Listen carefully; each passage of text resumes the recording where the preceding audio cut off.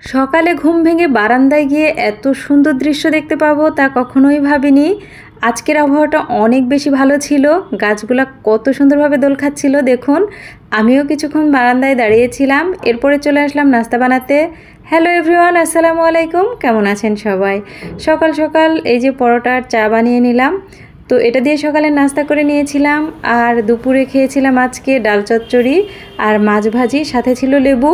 এটা দিয়ে আজকে দুপুরের খাওয়াটা কমপ্লিট করলাম। দুপুরে রান্নাবান্না কিছুই শেয়ার করতে পারিনি আপনাদের সাথে।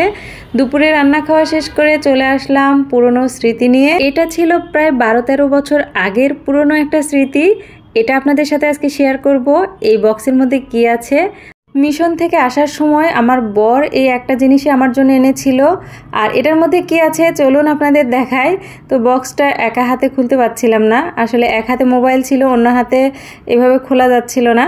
তো এই তো আমি খুলে নিয়েছি। তো এটার মধ্যে আছে ঘড়ি। এই ঘড়িগুলাই কিন্তু আমার বর মিশন থেকে আমাকে এনে দিয়েছিল। এই স্মৃতিটা ছাড়া আমার কাছে আর মিশনের কোনো স্মৃতিই নেই। তো এটা আমি খুব যত্ন করে রেখে দিয়েছিলাম, ভাবলাম আপনাদের সাথে শেয়ার করব। যেহেতু 12-13 বছর আগের জিনিস, বক্সটা কিন্তু একটু নষ্ট হয়ে গেছে, মানে দাগ লেগে গেছে।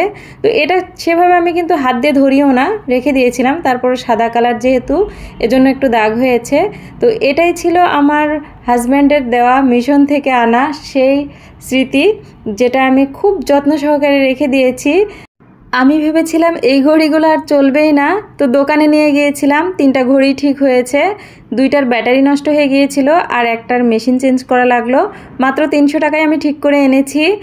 আর এটা হচ্ছে একটা দুর্লভ জিনিস, আমার ভাগ্যে ছিল তাই হয়তো পেয়েছি। তো আমার বাসা চেঞ্জ করার সময় আমার এই কাঁচের ঢাকনা বাটিটার ঢাকনাটা ভেঙে গিয়েছিল।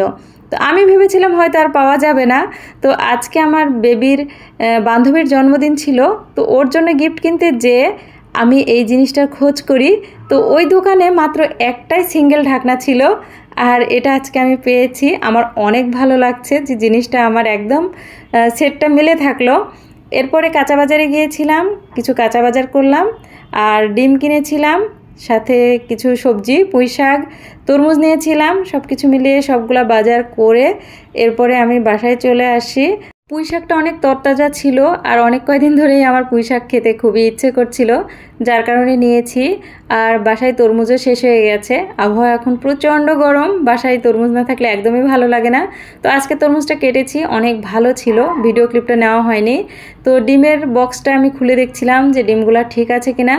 তো একটা ডিম শুধু ভেঙে গেছে 30টা ডিমের মধ্যে, তবু আলহামদুলিল্লাহ একটাই ভেঙেছে। সবাই ভালো থাকবেন।